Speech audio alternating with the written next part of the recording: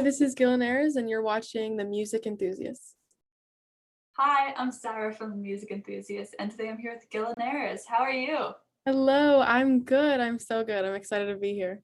Me too. I'm excited to have you. Your debut EP came out a while ago. How are Yeah, like you feeling? 2 months.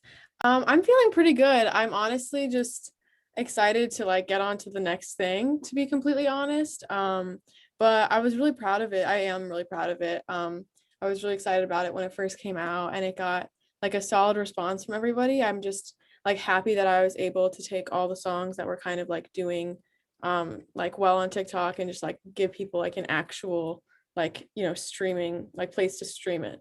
Definitely, because you were like discovered on TikTok, and I know you have like a big following there. So did you expect that to happen at all?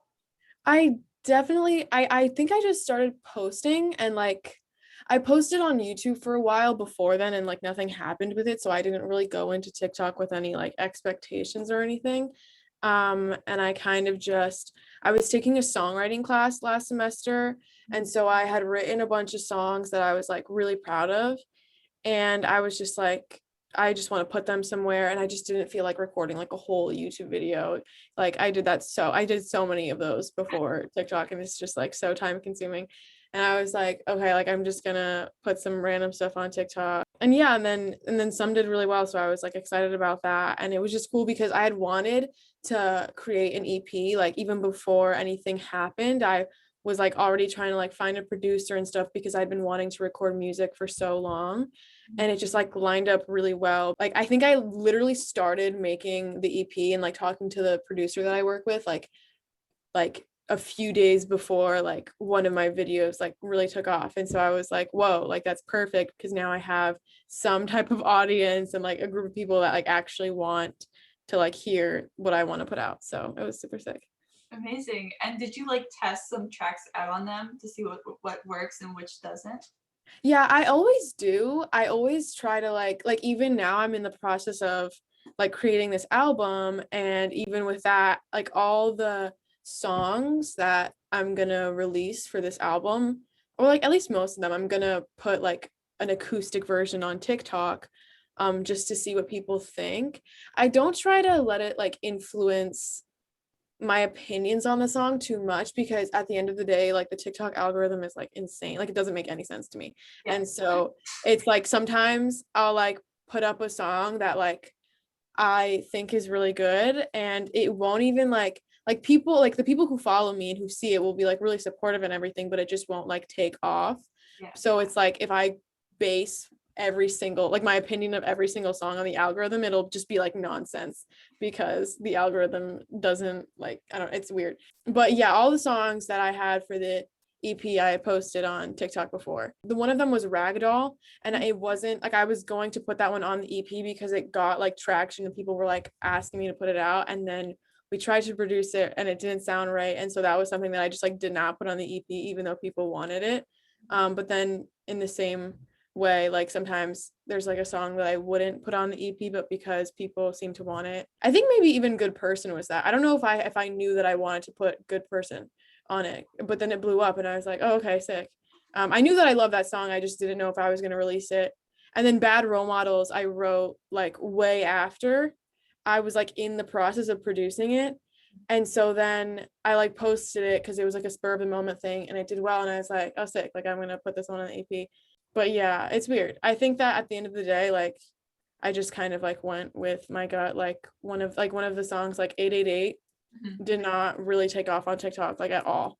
Like I posted one video of like an acoustic thing of it, and then I posted like another kind of like a clip from the song from like the actual like EP, and like neither of them really took off. But then at the same time, like sometimes like I love that song, and sometimes like specific people will like send me a message or something being like, oh, like that is my favorite song on the EP, and I'll be like, thank you, like that's sick, like I liked it too. Like it did not like because like it didn't like it didn't get like big the way I thought it would, but like specific people really vibe with it, and I think that's cool. TikTok algorithm is just so weird. Like I still don't understand it. The most Why? randomest things goes virals, and like there's like artists who are great, like not getting recognized at all. Yeah, for like the longest time, I had this one follower. Her name is, I think, her at is like Ashley Buckley or something like that, and she had been following me since like the first videos I posted, and like not every single video, but like a lot of times, like she would like I would post something and she would comment and she'd be like, I am gonna be like your day one. Like I do not understand how you haven't blown up yet. Like, and even to this day, like because I have like 20K ish right now, and so I haven't like I am not near like the mainstream in any type of capacity. But people like say shit like, oh, like I can't wait for you to like blow up and stuff, and it's like it's kind of cool because it's like in a weird way they're kind of like, like they're like putting that energy out there for me, and I'm like, thank you, like I appreciate that. But she was an example of somebody that was like, where is this algorithm working its magic, like come on. And it was really cute, and I still like, and she still comments on everything, and it's also cool, like TikTok in general is also cool in that way where like people can go from like, like barely anything and barely any followers or like any type of traction to like all this traction. And I think that's really cool because then people get to like watch you grow from like day one. Like she is now somebody that like I think about, and I'm like, she will literally like wherever I take this, wherever like my career goes, like I'm gonna like remember that person. And like that's crazy. I think that's so cool. If you're watching this. Yes, I love her. But yeah. Amazing. And now onto the EP. I think it's great. I listened to it this morning and I will listen to it again. Thank you so much. No problem. So I know this is a hard question, but what's your favorite track off the EP? That is a hard. I don't think anybody's asked me that actually. I feel like I should have an answer. I have like a specific relationship with each one. I think that a part of like a part of me does want to say a good person, and like not even because I know it's like the fan favorite. It was something different. Like I know that all my stuff fits like a vibe, and like I know that I have like a little bit of a brand, but it was just like fast paced, and like and it was just like even the tone of it, I was like leaning into this kind of like sarcastic like character thing, and I just thought that was like really cool. And I had like I don't think I had fully embraced that kind of like narration, like that like sarcastic narrator that's like, oh, like everything's problematic, like. And I think that it was cool because when I was writing it, I felt that character happening. And like after I like, wrote the first verse, I even like went out to talk to my like roommate at the time, and I was like, I just wrote like a song, and it's like it's interesting. And I was just like really pumped for it, and I was like really proud of it. It was just one of those songs that like I fully like I didn't even like need any type of validation with it. Like I even tried to get some from like this girl in my songwriting class, and she like didn't give me what I wanted.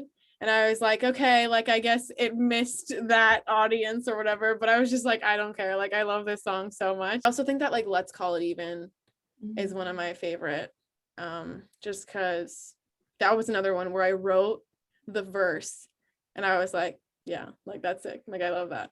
And I just felt really like, and it was one of those songs that's more like the way that I talk, like even with like the cursing and everything, it was just like very like, it was just like blunt, and it was just like, this is how I feel, and this is like who we are to each other, and like for better or for worse, like this is what happened. And I just really like that aspect of it. So yeah, I think it's probably like those two. I love all of the songs, obviously, because like I chose them to be on the EP, but those two are like special to me in like those ways, I guess. It's sort of ironic how the EP is called There's Not Much to Know About Me, but it's like super personal and super vulnerable. So yeah, intentional or I thought I don't so the reason that I like named it that is because it's like the first line of Baby Hoop Earrings, which is like the final song. And I just thought that that would be, I don't even know like when I came up with the idea to like make that the title. Like I don't remember like what the thought process was. Mhm. Like I think that kind of was on purpose for it to be like a little ironic, to be like, oh, like, there's not much to know about me, but I'm about to tell you like you're about to hear like 15 minutes of like my personal thoughts and feelings. And I definitely do think that there's like a bit of irony to that. And I do enjoy being like ironic, I guess, like makes me happy. But I also do think that like it is kind of genuine, because I don't really like, I think that a lot of the time I can be vulnerable with people without necessarily being like like vulnerable, like genuinely like giving you my soul right now, like. But and so, and even with like writing and with art, it's like when I'm sitting at the piano and I'm like writing, or like with the guitar and I'm like writing, like that is like true vulnerability, like the writing process is like when I'm being my most vulnerable. But then once I'm kind of sharing it, and once I'm kind of just like, like spitting back out what I already wrote, it's like not, it can be a vulnerable thing, but it's not necessarily always a vulnerable thing. Like when I'm saying there's not much to know about me, it's like, yeah, like you're hearing all this stuff that I'm singing, and like, obviously like you can relate, and or like not obviously, but like if you can relate, then like that's great, and like I feel connected to you because of that. But at the same time, like I'm just conveying to you things I felt in the past or things that I'm dealing with. Like you're not like watching me like in action dealing with those things. So it's like a little bit, it's like supposed to like represent this balance between like honesty and being raw and vulnerable, while also being kind of like disconnected at the same time. Because it is a weird thing to like talk to people online and be like, and like have conversations with people that listen to my music, because I do feel so connected to them, but at the same time it's like I don't like even like know you, and that's like crazy, because I love having, like I respond to like most of my comments, like I love having conversations with anybody who wants to have a conversation about my music, or just music in general. Like I like love to have that conversation. But it is weird because it's like we are like talking like through like a screen, and it's like it's like a weird thing. But yeah.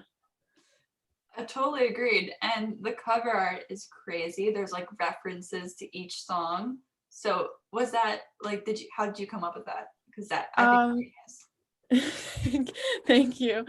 I knew that I wanted to have my friend Matt do my makeup. And we like planned it out so that like, like it would be like as safe as possible and everything. And I just like knew that I wanted this cover to like be like my like a crazy face. And I wanted him to do it because I think he's super talented. And I was kind of just thinking about like what parts like or what features I wanted to exaggerate and like why.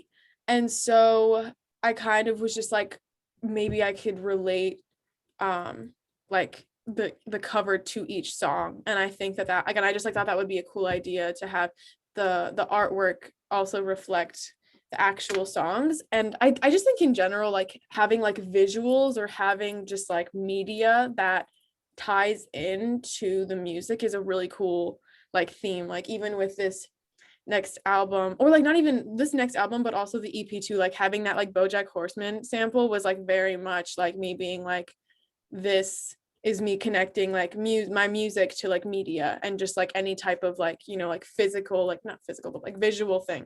And so with the album cover or the EP cover, I was like, I want to be number one, like I just want to be like kind of all over the place. And so then we just like went from there, and we're like, okay, like maybe we could have like a dopamine symbol, and like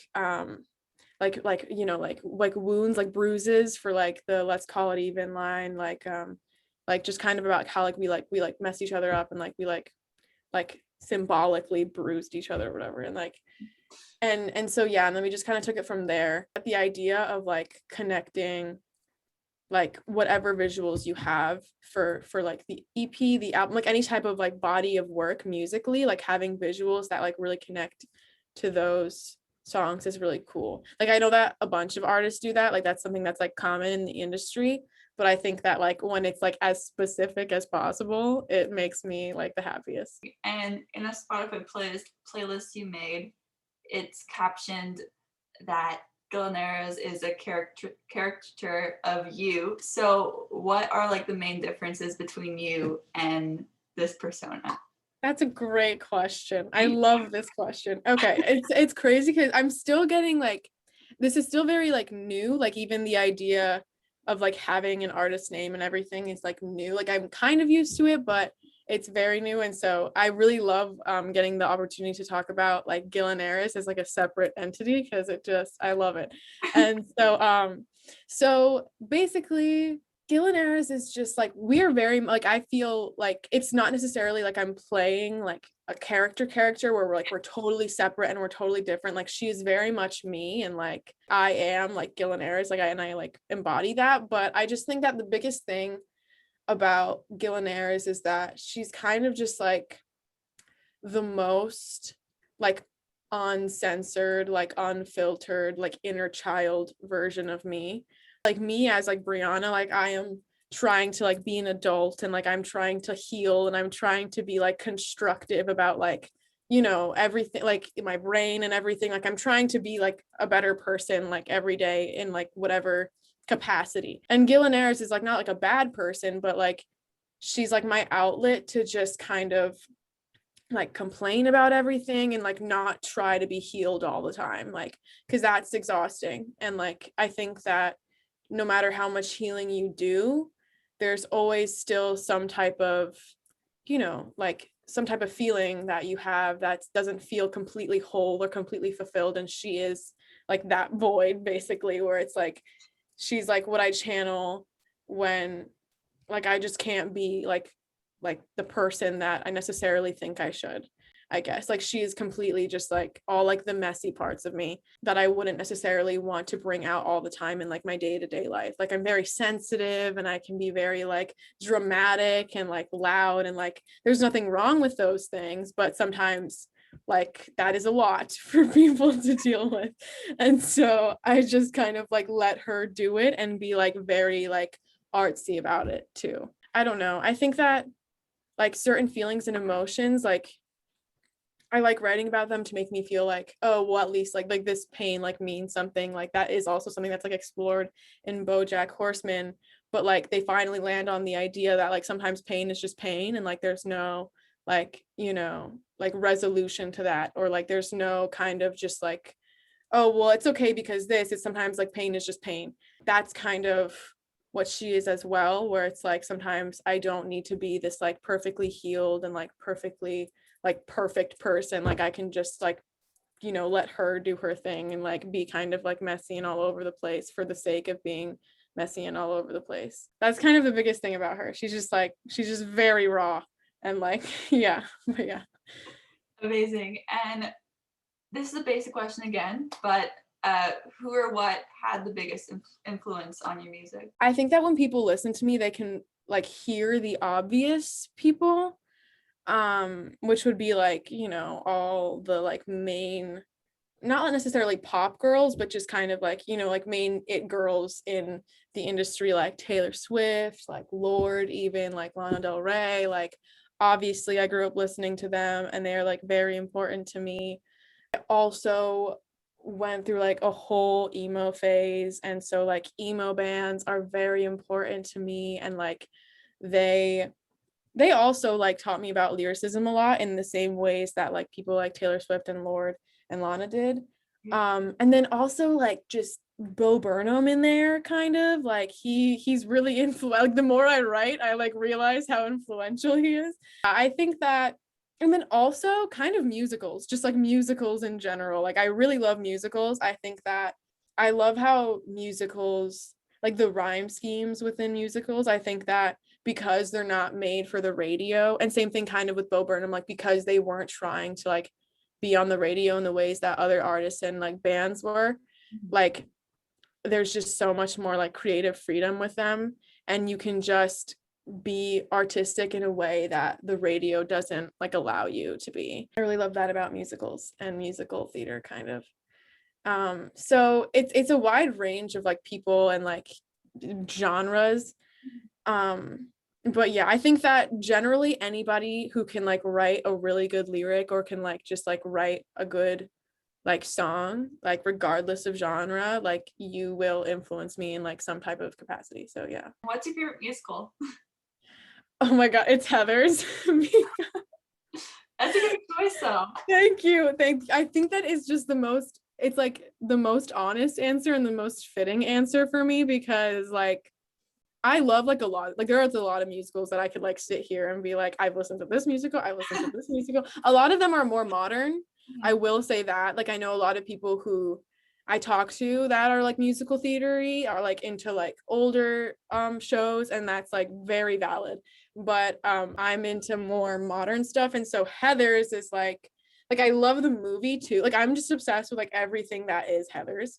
And yeah, I think that musical is so good. Like I think it's beyond good. Like I can't, it's like the perfect amount of vulgar and like, you know, like morbid. It's like the perfect amount of like all those things while still being like just like good and like funny and also like real. And it's just, I love that musical. That's a great choice. People have been talking about musicals on like this show. It's not really a show, but like this like interview. Yeah. And I've been waiting for someone to say Hamilton because that's my favorite. I love Hamilton. That would be probably be like, that would be up there. That would be up there. I don't know what number it would be, but I have listened to the entire Hamilton soundtrack and I had it memorized completely at a certain point. I don't like, I completely understand. Like, I really do. Like, yes. Amazing. Yeah. Amazing. And I think you'll love this question. If you could describe your music as an animal, which animal would it be? That's a good question. Let me think. I don't know if I would describe like my music, but definitely like the kind of character thing. I would probably describe it as like a lion, just cause like I'm thinking about like the mane like a lot, and like I've always felt like my hair isn't like too like wavy, but like if I let it down, it's like kind of like big and like frizzy, and that's always been something that I've had to be like, you know, like just like let your hair be instead of like trying to straighten it and all that shit. Like I get yeah, no, like it's like awful. I like hate it so much. But just the idea of having to straighten I like used to do it like every day, like oh my god, like why? And so I think that she's like that's the only reason I'm comparing it to that is kind of like because I see it as like just like being like very like I'm a lion and like I'm gonna be like loud and like I'm gonna be like, you know, however I want to be, and my like hair is big and like that is what I'm doing. And so like that's kind of what I would say. I don't know if my music fits into that kind of characterization, but I guess sure. it does make sense. Thank you. I appreciate that. No problem. And last question, do you have any favorite artists at the moment that you want to share? At the moment, I've been saying this a lot. At the moment, and this was honestly quite a while ago that I got into him, but like my cousin is obsessed with Lil Peep, and I just like never thought that I would like Lil Peep. Like I never listened to his stuff and I just like didn't bother to. And then my cousin was like, "No, like this is my like favorite person, like you need to listen to this." And I was like, "Okay, dude." And we like listened and I was like, "Why is this kind of good? Like I like enjoy this a lot." And so now I like love Lil Peep. And so I've been listening to him a lot just like since I heard of him, because I've been like in my hometown and like it's kind of sad being here, and so he's like the perfect thing to listen to when I'm sad. That's who I've been listening to like a lot mainly. I also kind of like, let me actually like look at my Spotify. Okay. Kind of like, oh, I've been listening to the other person that I'll say is Olivia Rodrigo. She only has like 2 songs out, and just because of like the way that like I think Driver's License is like a super good song, but just because of like the way that everybody was obsessed with it, I like didn't like add it to a playlist or anything. I was like, I hear a lot of it on like TikTok and everything. Yeah. But Deja Vu, I've been like listening to so much. I like love that song, and I think that she's like super sick. She just announced a new album, like an album today. I saw. I was like, oh my, I'm like really excited actually. I'm like genuinely ready because I feel like I haven't been able to like appreciate people's music the way that I want to lately. Just because I've been like all over the place, and also like music hasn't been like what I want it to be lately. Like I'm just like picky and annoying, but I'm excited for her. I think that she's gonna like very much fulfill like my like the whole inside of me that like needs new music. So I'm excited. Well, thank you so much. It was so much fun to talk to you. Thank you so much for having me. I'm excited that we got to do this.